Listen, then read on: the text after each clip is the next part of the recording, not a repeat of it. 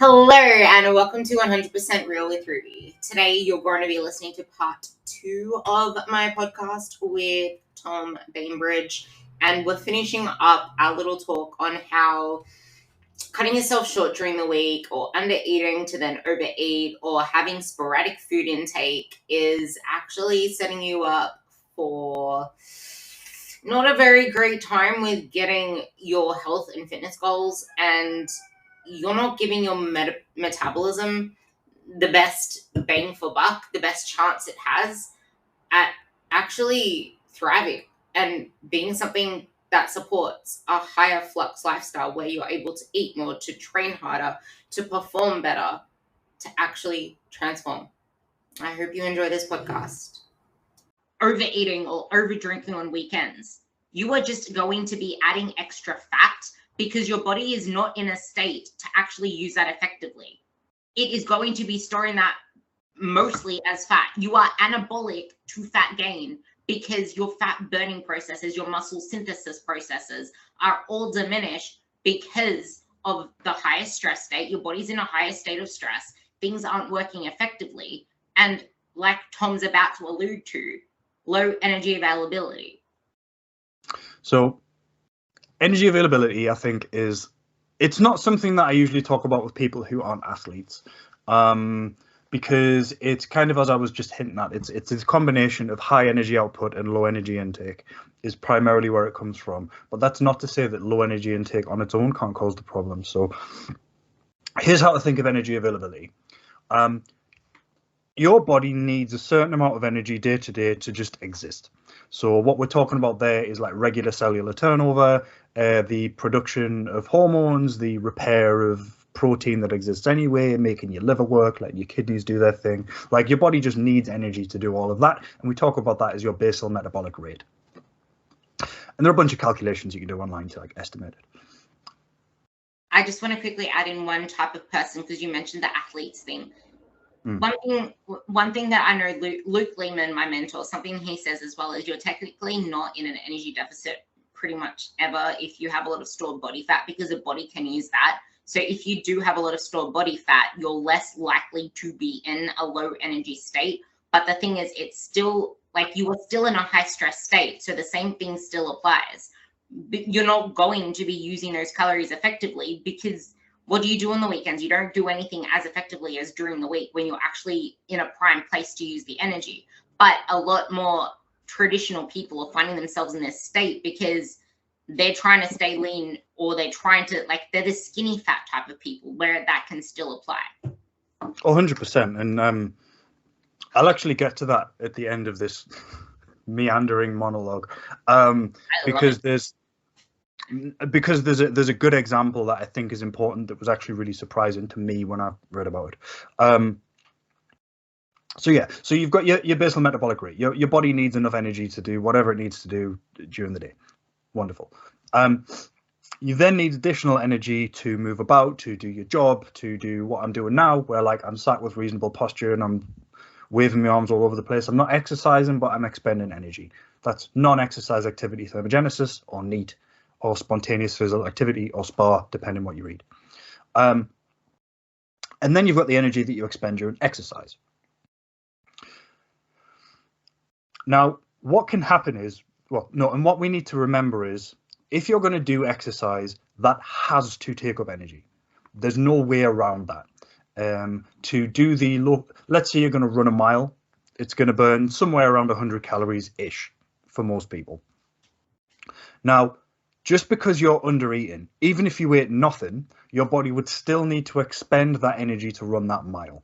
It's non-optional, it's non-negotiable. If you do exercise, that energy is being expended. And that means that whatever exercise you do will necessarily take away energy from all of those other things that your body wants to do. And while it might be the case that for survival, it would make more sense to take away energy from exercise and donate it to making your liver work, your body can't do that because you're forcing it to exercise. And so what energy availability as a concept expresses is this idea whereby if you're under eating and doing a lot of exercise, even if you're not losing weight because you're eating enough to maintain your weight, or if you're not losing weight extremely quickly, or you're not starving to death because you've got adequate body fat, it's still possible that you could be sequestering all of the energy that your body wants to use for regular day-to-day function and putting it towards exercise. And there are calculations you can do to estimate energy availability. What you do is you work out your lean body mass. So you take your body weight and you subtract your body fat percentage. That's your lean body mass. Then you take the number of calories that you eat on an average day. You subtract from that the number of calories that you expend on exercise on an average day. And then you divide that calorie amount by your lean body mass. And that gives you an amount of energy availability per kilogram of lean body mass. And that would be really hard for a lot of general people to try to grasp, because body fat percentages are far from accurate, and so are your exercise calories. Yeah, it's very, very difficult to quantify, but that's kind of how it's quantified. And it's usually recommended, and most of this research is done in women, granted, so men might be able to get away with a bit less because we don't have a menstrual cycle to worry about. It's 5 energy availability points less, so we need to be around 40 and they need to be around 35. 45. 40, that's the one, 45. Yeah, so if you fall below that, that runs into problems. But what some research is finding is that you can also look at that on a day-to-day basis. So even if you're at that 45 calories per kilo energy availability, if you're stacking that all towards the end of the day and not eating around your exercise, you're spending a lot of your day in an energy availability deficit. And that can lead to issues with the menstrual cycle, issues with hormone production. And so this is kind of a long-rooted way of saying intermittent fasting is probably not very good if you exercise a lot. Bear in mind, the person who first popularized intermittent fasting, Martin Birkin from Sweden back in like 2005, he advocated for extremely low volume training, like 3 times a week. Like, he was not doing this like hybrid training, powerlifting and marathon running and intermittent fasting all at the same time, because that's a really good way to just break yourself. Just because exposure to stress is good, that doesn't mean that the more stress you can expose yourself to, the better it's going to be. It's not how that works. But the example I wanted to give, just to close this one off, because you said something about if you've got elevated levels of body fat, you can kind of get away with it. To an extent, that's true. But a case study was, like a clinical case study was published a couple of years ago now about a collegiate level swimmer. So in his off season, he was trying to lose body fat because he was a bit overweight for the swim team. And he presented to a clinic with like completely lost libido, reduced sexual function, etc.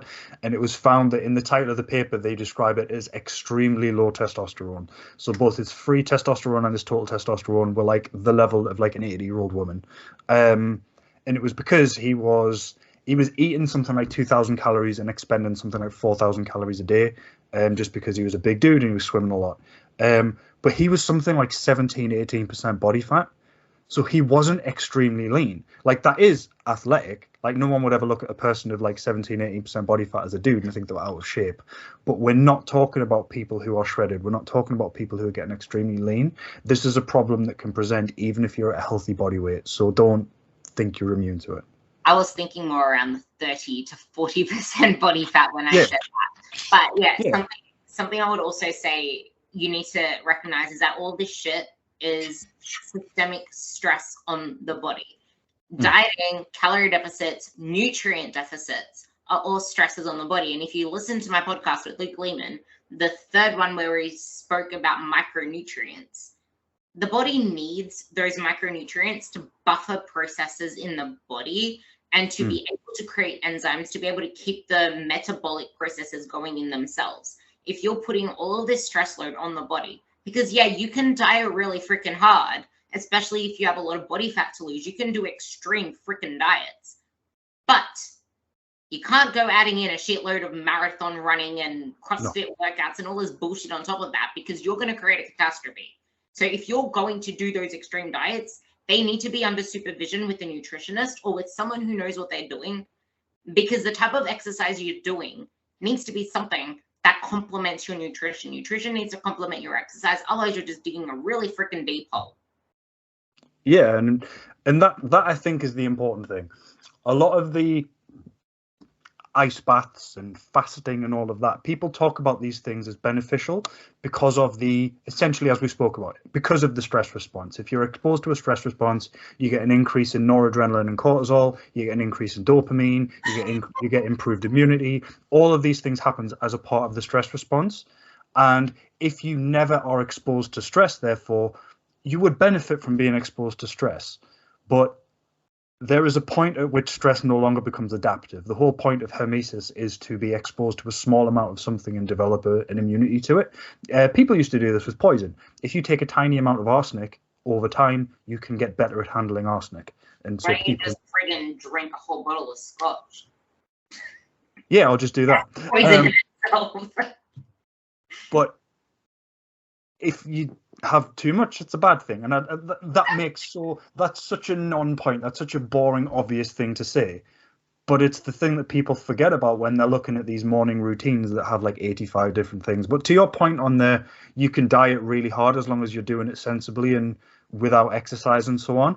I always bring up the have you heard of Angus Barbieri? No. You might have heard of what he did. So Angus Barbieri was a man in Scotland who went to his doctor in the 60s and went, I'm sick of being fat, so I'm just not going to eat anymore. So he was like he had morbid obesity and he didn't eat under medical supervision for like 380 days, lost like 60% of his body weight, and then went back to eating and gained like 6% back and just was lean now. So that kind of illustrates what the human body can do, and it is possible. And he experienced like no negative from it. He just kind of drank tea and coffee for over a year, and that was it. And then he didn't have morbid obesity anymore. But if he was exercising at the same time, he probably would have experienced a lot of really bad things. So yeah, and the big issue that I have with a lot of I'd refer to it as just like biohacky stuff, which is ice baths, it's specific breath work, it's intermittent fasting, it's delaying your coffee intake, it's doing all of these things. Is that like going back to the D&D thing? It's the assumption that all of these things are stackable. It's the assumption that something is good, so more of that thing is better. And this is a very American way of looking at things, and I don't think it's any coincidence that a lot of the people who talk about these things come from the US. And there are other reasons for that we can get into if you want, depending on how far like into the political ideological side of things you want to get. I know nothing about the American politics. It's not American politics per se, it's the American mindset towards these kind of things, which it leeches from the way that they do things. But I would just say it's social media bullshit, because to the point you're gonna say as well, how long is it before your ideal of optimizing your morning is not going to become this 2-hour ordeal that just adds more stress to your friggin' plate? Yeah, like, oh, look at my morning routine. And this is the thing. It's like, oh, I look at that person's morning routine, and they get up, they do some breath work, and then they have a coffee, and then they go outside and do grounding, which is the most ridiculous thing I've ever heard of. Like, yeah, walking barefoot in grass is nice. You don't have to justify that with some sort of Mother Earth weirdness. And it's like, okay, that person does that. Oh, well, this person, they also have an ice bath and they also go and exercise, so I'll do that as well. And it's like, oh, well, this person also does some journaling, so I'll do that as well. And before you know it, yeah, your morning routine is 2 hours long and most of it's pointless. Like, if you enjoy walking barefoot while you drink your coffee, you should probably do that in the morning. That sounds like a nice morning. But you don't then have to add in all of this other shit that other people are doing for no reason at all. Find what your weak link is and make that your morning routine. Like for me, I need to take action on my work straight away. For me, that is my stress reliever. But then because of the way that I've structured things, I have all of that shit in the first half of the day so that I can start training at 10 a.m. and then do my stress relief then, have the rest of the day to myself and studying and things that other people would probably do to start the day. Like figure out what works for you. Whereas I have people that need to have 5 minutes to themselves in the morning because the rest of the day they're chaotic. So figure out what works for you and don't try to make this like the best morning routine is not something that's going to take you forever. It's that minimum effective dose. What's the most you can get out of the least? That should. Leading on to the next thing I really, really want to freaking talk about, because I just want to clip this out and make it like this big statement, because it does my head in. The goal is to always get the most out of the least. And just because you don't give 100% does not mean you don't get anything out of it. But like, people think that the more they do, the better. But if I can just do this extra thing, I'll get extra gains. But it's like, you're living life. It's not meant to be friggin'. Like, that is why people lose steam. That is why people struggle with motivation, struggle with discipline. It's not discipline that's the issue. It's the fact that your approach is something that's completely freaking stupid, that you can't get the discipline to do the damn thing, or you can't get the willpower. And of course, you're going to keep having freaking consistency issues if the plan is stupid to start with. Oh, I know what I should be doing, but I'm not doing it. Well, then what you think you should be doing isn't what you think you should be doing. Otherwise, you'd be doing it already. Break shit down, make things more simple, and be okay with starting at the smallest. Oh, but if I don't give 100%, what's the point? Let's apply it to that. And then let's apply it to working out, because people, like, you can have shit training days. You'll have shit training weeks. Sometimes you might not be able to give it your best. Sometimes you might have an injury, or you might be feeling sick and you have to go at 50% capacity. Oh, but should I be eating all of these calories if I'm not training as hard? Am I still going to get any muscle growth from this? Let's clear up the 100%. You don't get anything out of that working out, but then also factor that into lifestyle. For once, it wasn't my dog. For once, it wasn't mine. Whenever the garage door goes up, that one goes off. Yeah. But so what you've just talked about there, I think is really important. When you were saying people want to give 100% or they feel like it's pointless, I don't believe you. Not you. I don't believe the person that says that. Like, if you come to me and you say, oh, I don't think there's any point in only training twice a week, because if I train 4 times a week, that's better, and twice a week's pointless. I don't believe you think that. I think you know that if you train twice a week, you'd be better off. What you're doing is you're creating a barrier so that you don't have to. So when I was at college, when I was like 18, we did a lesson on sports psychology with my tutor, Phil. Big shout out to Phil Miller. This stuck with me for like 15 years. He took us into the sports hall, and there was a basketball hoop, and there was like 3 hula hoops on the floor at different distances away. And it was like, if you shoot from that hoop, you get 5 points. That hoop, you get 2 points. That hoop, which is right next to the hoop itself, you get 1 point. And you have 3 balls, and whoever gets the highest score wins, or whatever. So we all did that. And the principle is, the first hula hoop closest to the hoop, it was an easy shot. Anybody with reasonable eye-hand coordination can score at least 2 baskets out of 3 from right next to the hoop. The second hoop was like doable, and you get more points for it. And the third hoop was bastard miles away. You were never going to hit that. Unless you do basketball all the time, you ain't never scoring from there. And afterwards, what he explained was that there are 2 kind of ways that people conceptually can look at motivation. You can look at a desire to succeed, and you can look at a desire to avoid failure.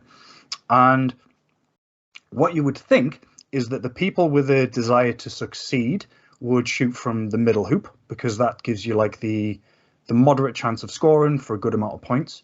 And the people who are terrified of failure would shoot from the closest hoop so that they never miss. But that's not really true.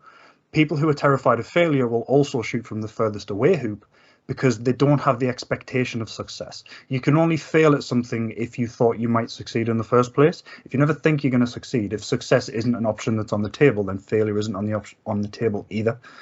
And what I see when I look at people who tell me that without 100% effort, it's not worth it, is a person who knows they will never be able to give 100% effort, so they don't ever have to try.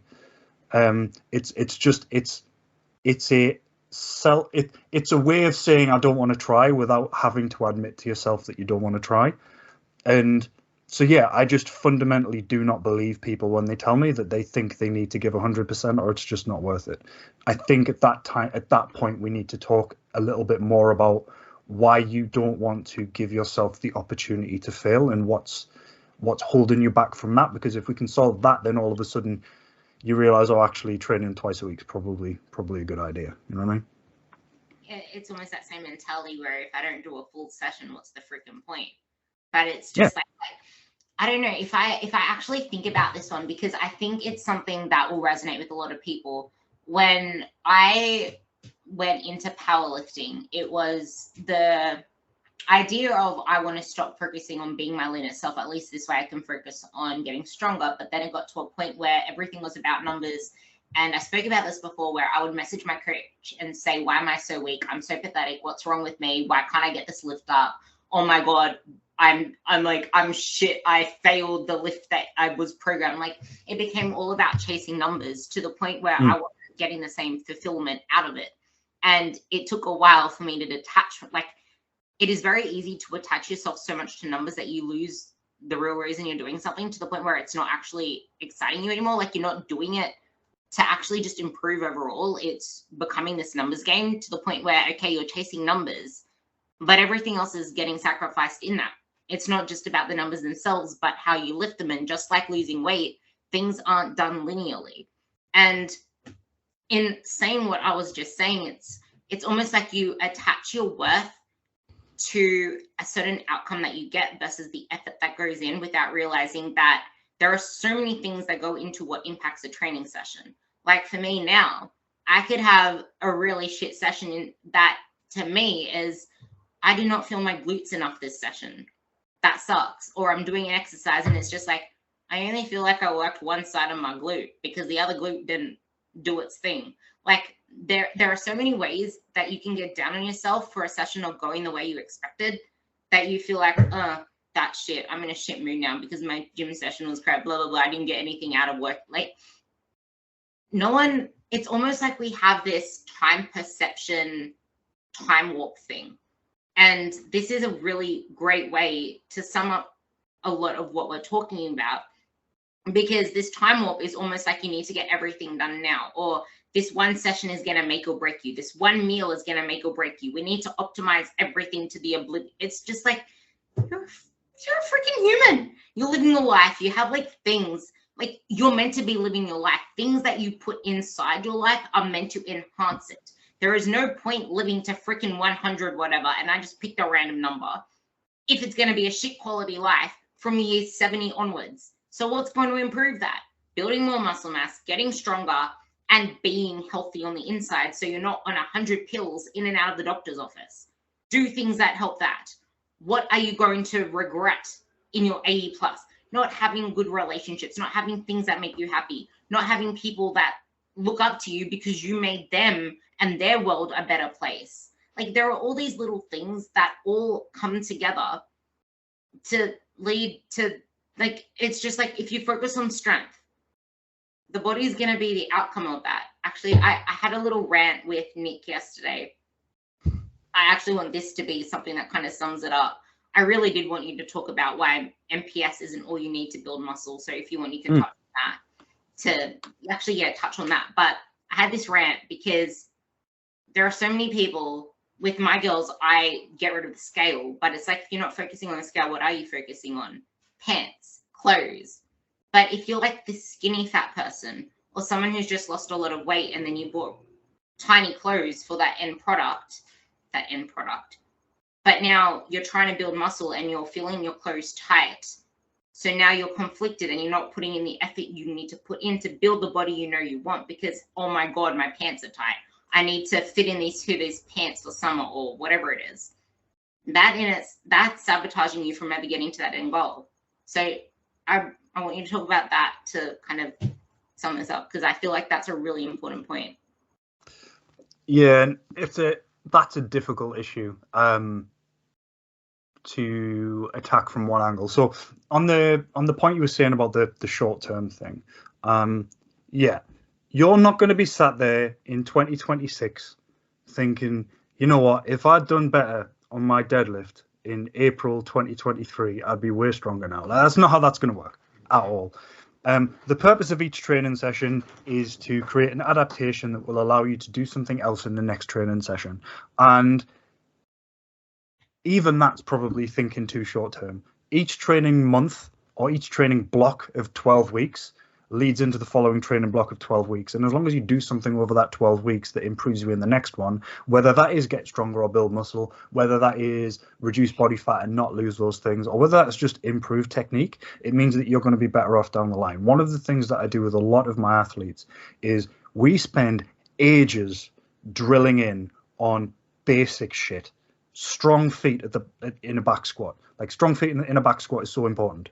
Without strong feet, your ankles collapse. Ankles collapse, knees collapse. Knees collapse, hips are no good. Hips are no good, you're going to miss the squat. We focus a lot on adequately drawing tension out of the bar in a deadlift. So there's all the drills we do for that.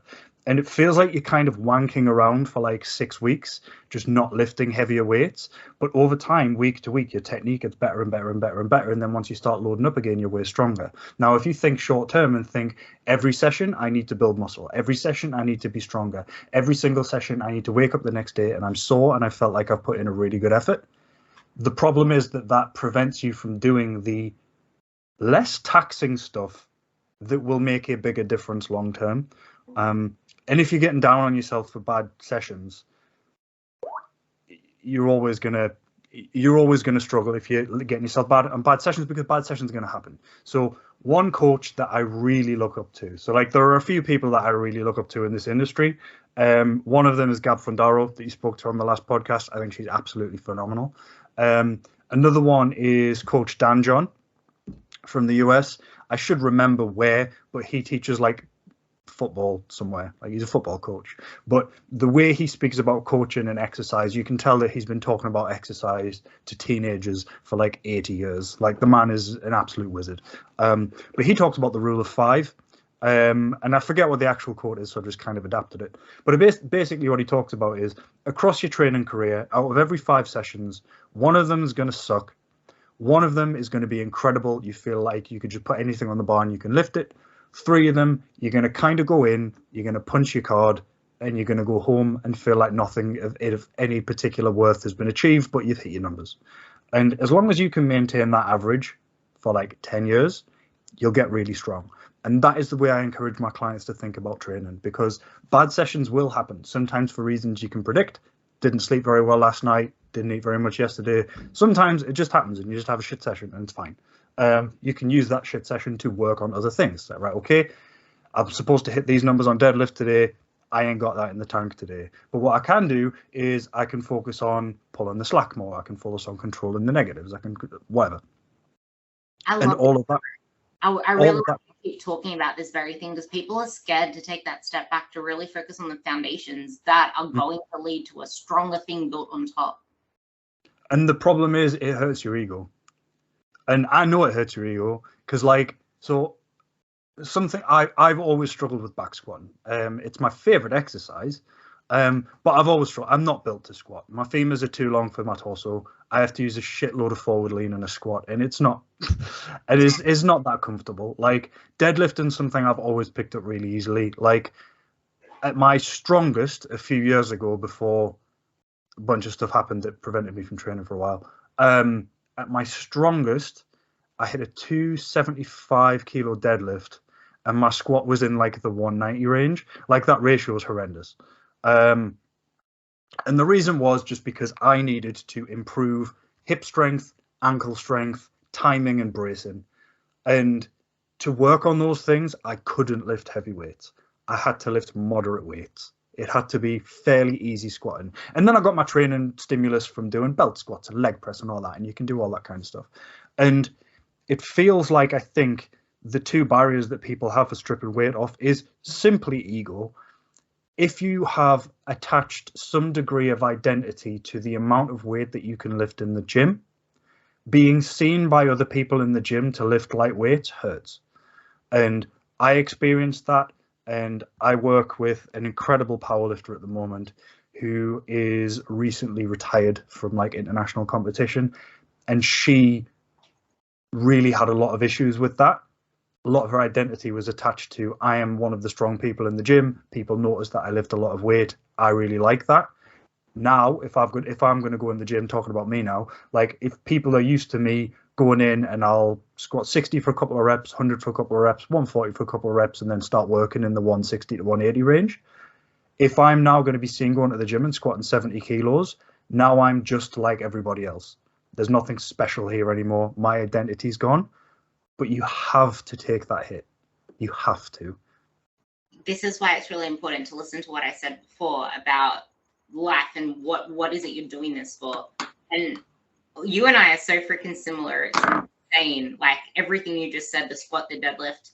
There was a point, like, I find it really ridiculously funny that for me to warm up for squats now, I'm putting green plates on and then yellow plates, or just putting yellow plates on. Whereas before, literally, the very first warm up I ever did for squats was putting on the blue plates. Squatting 60 was my warm up. And then I'd go to 70 and then 80. And then I'd start squatting from 90. And the same with the deadlift. I'd go from 60 straight to 100, straight to 120, and then I'd start from there. Whereas now it's just like 120. It's like my freaking working set, if I even get to 120. But if you're letting your identity be like, but if you compare me now to me when I was doing those weights, I was way more jacked back then. But my body composition is so much better now. My life is so much better now. My health is so much better now.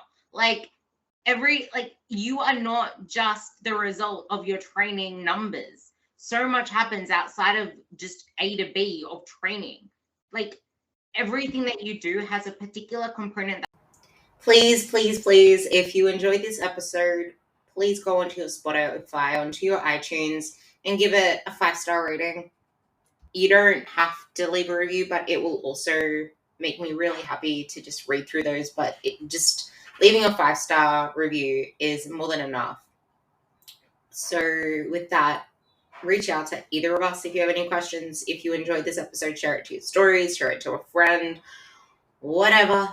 Just help me spread the great news, because something I absolutely hate when I listen to podcasts is friggin' ads interrupting it all the time. And that's something you'll never listen to on this one. And you won't hear any promoting on this as well, because all I want to do is bring you good information. With that, I hope you enjoyed it, and I will hear you on the next part.